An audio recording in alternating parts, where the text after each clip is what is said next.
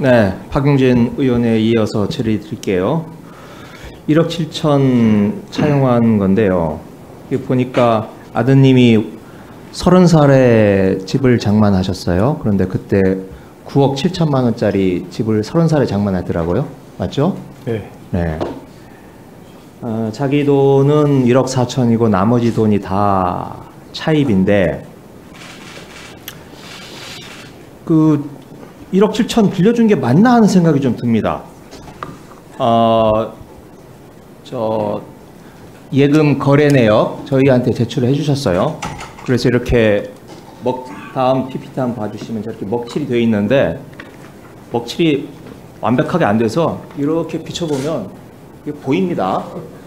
네, 보여서 한번 다음 봐주세요. 봐주시면 지금 노란색 줄이 먹칠이 되어 있는 아니군요. 제일 위에 지금 인정을 하신 부분은 두 번째 노란 줄에 있는 2천만 원 그리고 세 번째에 있는 2천만 원 그래서 4천만 원이 상환이 됐다고 하셨어요. 네. 그렇죠?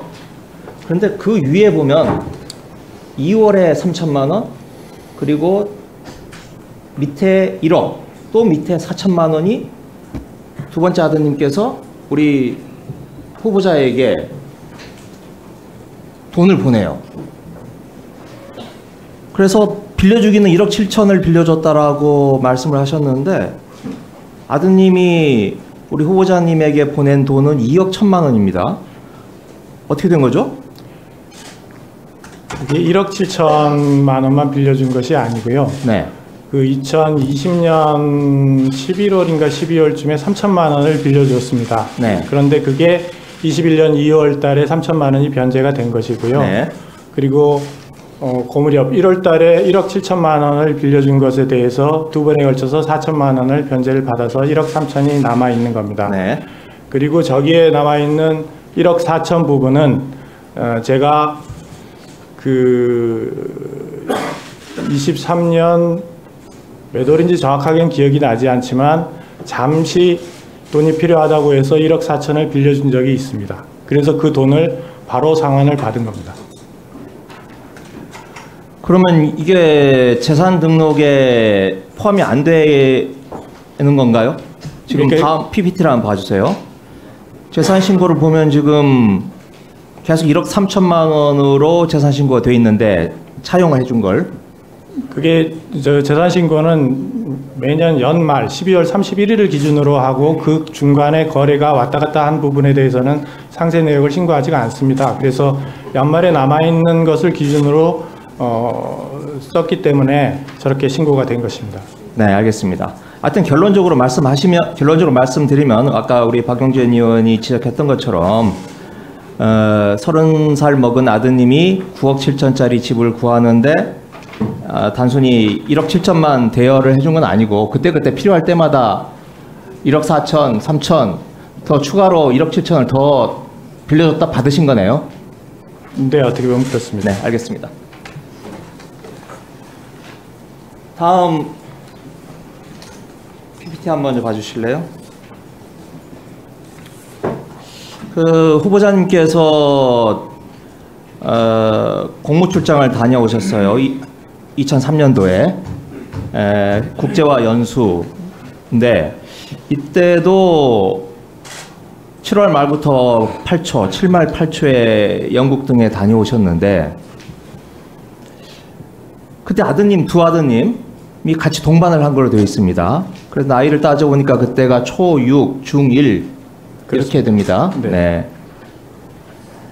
그때 혹시 부인도 같이 가셨나요? 안 갔습니다. 그러면 우리 후보자님이 어린 아들 둘을 데리고 국제화 연수라는 걸 다녀오신 거죠? 그렇습니다. 네. 그런데 그러면 이때 어디를 가신 겁니까? 국제화 연수라고 하는 게 이제 뭐 외국 재판 절차라든지 법원 운영, 법률 제도, 법적 현황 뭐 이런 걸 살펴보시는 건데 두 아드님은 그때 그럼 뭐 하신 겁니까? 그때 당시에 국제연수는 그 이후에 이루어진 뭐 재판부 연수나 이런 것과 조금 다른 성격이었습니다. 그때 당시에는 그 해외여행을 갔다 오지 않거나 해외 유학을 갔다 오지 않은 법관들이 오랫동안 재판 업무만 했던 사람들에 대해서 이렇게 어떻게 보면 여행 비슷하게 보내준 내용이었습니다. 그래서 무슨 어디를 학교를 방문하거나 뭐 법원을 방문하거나 이런 의무조항이 아무것도 없었습니다. 그리고 따로의 그 보고서를 쓰지도 않았습니다. 그러한 내용이었기 때문에 명칭은 국제화 연수인데 저게 국제화라는 말이 그러니까 국내에만 있던 법관이 해외를 좀 다녀봐라. 알겠습니다. 네. 하여튼 그러면 하여튼 두 자녀를 데리고 유럽 여행을 다녀오셨는데 결국 하여튼 국민 세금으로 썼다는 이야기네요. 그게 아무리 관행이었다 할지라도. 아이들 비용은 제가 모두 부담을 했습니다. 비행기 값은 내셨을지 모르겠지만 숙소는 따로 정했나요? 숙소 같은 경우에는 2명을 같이 있기 때문에 아무래도 침대도 더 놔야 되고 그런 비용들이 듭니다. 그런 비용들에 대해서는 다 제가 부담을 했습니다. 그 내규가 있어요. 법관 해외 연수 등에 관한 내규. 지금 말씀하신 건 뭐 그 당시 관행이었다라고 말씀하실지 모르겠지만 2003년 딱 이때입니다. 이때 보면 27조 네, 저 밑에 보면 자료 수집 등 과제를 부과받은 국제화 연수자는 규기일로부터 2주일 이내에 수집한 자료를 법원 행정처장에게 제출해야 된다 이렇게 되어 있어요. 이건 그냥 명문으로만 되어 있고 지켜지지 않은 내규네요. 글쎄요, 저게 뭐 그때부터 있었고 그 제가 간 연수 내용이 명확하게 국제화 연수라는 이름이었는지는 정확하게 모르겠습니다만 아니요, 저 후보자께서 국제화 연수라고 표현을 하셨어요. 예, 그걸 이제 알아보니까 이제 명칭은 딱히 붙일 게 없어서 국제화 연수라는 이름으로 붙였다. 이렇게. 네, 알겠습니다. 제가 마지막 질문 하나 드릴게요. 그런데 이건 아드님은 거의 사적으로 개인 뭐 가족여행 비슷하게 다녀왔는데 아드님 두 분이 관용요건으로 다녔어요. 관용요건으로 다녀오셨어요.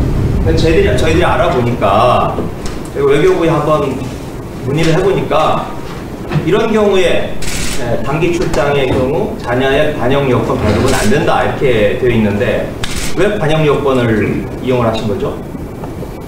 글쎄요, 그게 왜 저렇게 됐는지 모르겠지만 그때 당시에 아마 저는 관용 여건을 굳이 발급받을 필요가 없었는데 발급을 받았던 것으로 기억은 합니다. 그래서 아이들까지 그렇게 받았는지는 제가 기억을 정확하게 못했는데 저렇게 관용 여건이 발급되었다라고 하면 맞겠지요. 그런데 아마도 그때